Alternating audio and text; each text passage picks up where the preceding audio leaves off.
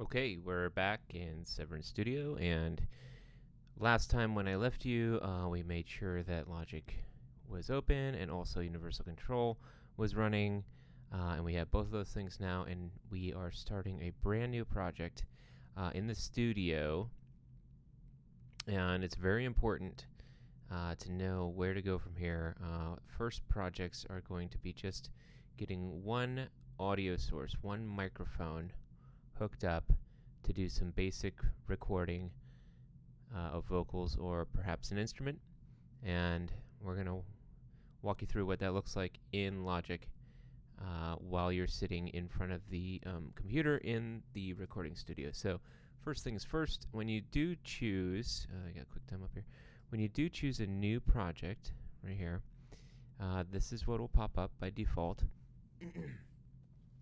And we'll notice we have some selections. We have software instruments, external MIDI, audio, guitar or bass, and a drummer. And if you've taken Music Tech 1 and 2, you should be familiar with just about all these, with the exception of maybe external MIDI. We're not really set up at Severn with a bunch of MIDI instruments, so most of what we do is through the software instrument realm, audio, guitar, bass, and drummer. And in the studio here, mostly what we do is live audio. So that is our selection each time. And now the details. The details are really what matters here. The inputs and the outputs. You'll hear me go on and on about understanding the path of in versus out.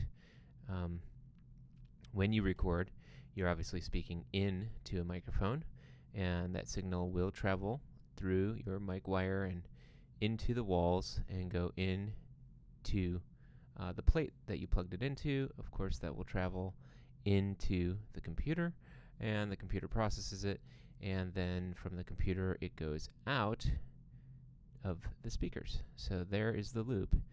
In from the mic and follow that path all the way out to the speakers. And if you kind of think about everything that we do in the studio as in versus out, in that realm, things will be a lot easier for you to troubleshoot as you go along the way. So the first thing we want to do is select our input. Now this says input 2. That must have been the last thing I selected in the last project I did. And you can see when I click on that, there are several options for inputs down here. Now, our studio actually has the capacity to record 19. Did I do that right? No, 20 inputs. So there are 16 in the band room, and then there are 4 more in the piano room, just adjacent to the recording studio. So if we were running a microphone in every possible input, we may have to choose all the way up to 20. But for most of what we do, we're going to probably only do maybe up to 5 maximum at a time. So it's okay and to just start with 1.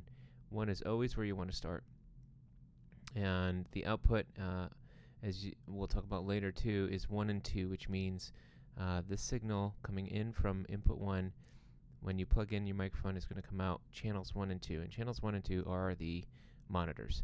So when we create that, you'll see audio 1, and I am actually speaking into the microphone that is plugged into channel 1. So you'll see my level, and it is appropriate to balance this level, and we will talk more about balancing level next time. But now we're started with audio. We're ready to record once we get our proper levels. And there you have it.